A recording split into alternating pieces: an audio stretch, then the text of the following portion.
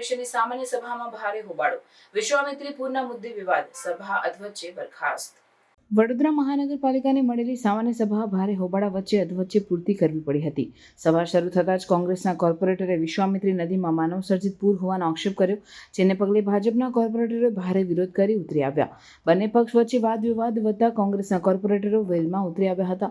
ઉદ્ભવેલી અરાજક સ્થિતિ વચ્ચે મેયરે તમામ દરખાસ્તો પર તાત્કાલિક મતદાન કરાવ્યું અને બહુમતીથી દરખાસ્તો મંજૂર કરાવ્યા પછી બેઠકને બરખાસ્ત કરી દેવામાં આવી। આ ઘટનાથી નારાજ થયેલા કોંગ્રેસ કોર્પોરેટરોએ મેયરની કાર્યપદ્ધતિ સામે ગુસ્સો વ્યક્ત કર્યો હતો અને આક્ષેપ કર્યો કે સ્થાનિક સ્વરાજ્યની આ મહત્વપૂર્ણ બેઠક રાજકીય ટક્કર વચ્ચે ધસાઈ ગઈ અને ઘણા મહત્વના મુદ્દાઓ ચર્ચા વિહીન રહી ગયા।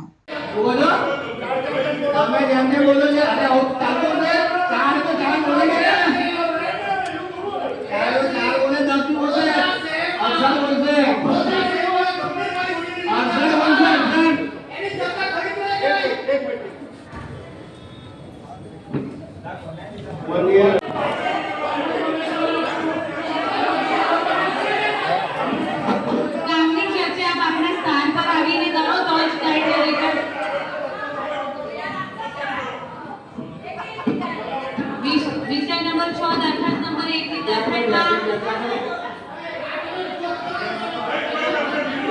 વિરોધમાં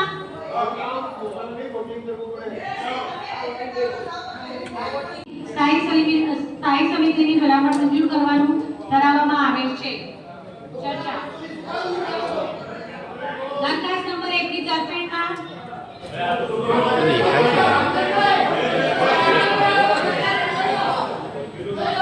વિરોધમાં દરખાસ્ત નંબર 2 ની તરફેણમાં વિરોધમાં દરખાસ્ત નંબર 2 વધુ પદ્ધતિ મંજૂર। વડોદરા મહાનગરપાલિકા દ્વારા દર મહિને જે સામાન્ય સભાનું આયોજન કરવામાં આવતું હોય છે, આજ રોજ પણ સામાન્ય સભાનું આયોજન કરવામાં આવ્યું હતું, જેમાં અલગ અલગ લગભગ 9 જેટલા કામો અને એક અન્ય કામ એમ કરી અને 10 કામોની સાથે એજન્ડા સાથે મળેલી આ સભા હતી।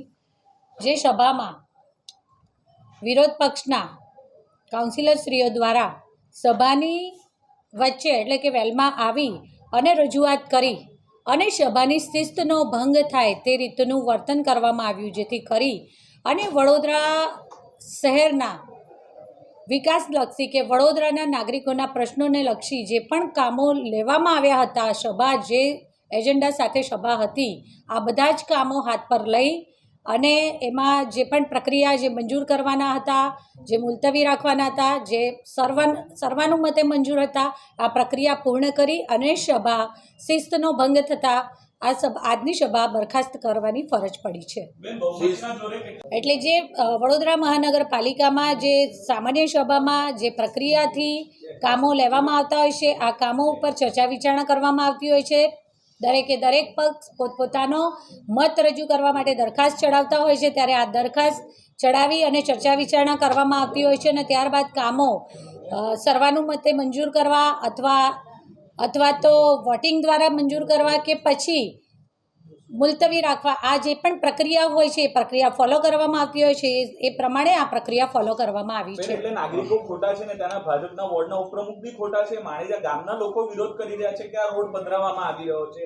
એ ભાજપે આનામાં સપોર્ટિવ વોટિંગ કર્યું છે અને આજે વોટિંગથી એ મંજૂર થયું છે। તો માણેજા ગામના લોકો કહે છે કે એમના હકનો રોડ છે, તો તમે કંપનીને પધરાવી રહ્યા છો, તો પછી એને મંજૂર કરીને વોટ કરી દેવામાં આવ્યું છે। ત્યાંના સ્થાનિકો માણેજા ગામના લોકો વિરોધ કરી રહ્યા છે। મેં કહ્યું તેમ કે વડોદરા મહાનગરપાલિકાના સર સયાજીરાવ સભાગૃહમાં બેસતા પ્રત્યેક પક્ષ પોતપોતાનો મત દરેક સયાજીરાવ સભાગૃહમાં બેસતા ઓલ 76 કાઉન્સિલર પોતપોતાના વિસ્તારનું પ્રતિનિધિત્વ કરતા પોતાના વિચાર, પોતાના મત અને જે પણ પોતાનો અભિપ્રાય છે તે દરખાસ્ત દ્વારા રજૂ કરતા હોય છે અને આ દરખાસ્ત ચડાવવાની, સભામાં લાવવાની અને એની જે પૂર્ણ પ્રક્રિયા હોય છે, અત્યાર સુધી વડોદરા મહાનગરપાલિકામાં જે પ્રક્રિયાથી સભાનું સંચાલન કરવામાં આવતું હોય છે તે જ પ્રક્રિયા પ્રમાણે આ સંચાલન કરવામાં આવ્યું છે। સાથી પક્ષ દ્વારા એમની દરખાસ્ત રજૂઆત કરવામાં આવી હોય અને શાસક પક્ષ દ્વારા પણ તેમની દરખાસ્ત ચડાવવામાં આવેલ હોય છે અને ત્યારબાદ જે પ્રક્રિયા જે પ્રણાલીગત પ્રક્રિયા છે તે મુજબ આજરોજ સભામાં આ કામો હાથ ઉપર લઈ અને પૂર્ણ કરી અને પછી ત્યારબાદ આ સભા પૂર્ણ થયેલી જાહેર કરવામાં આવી છે.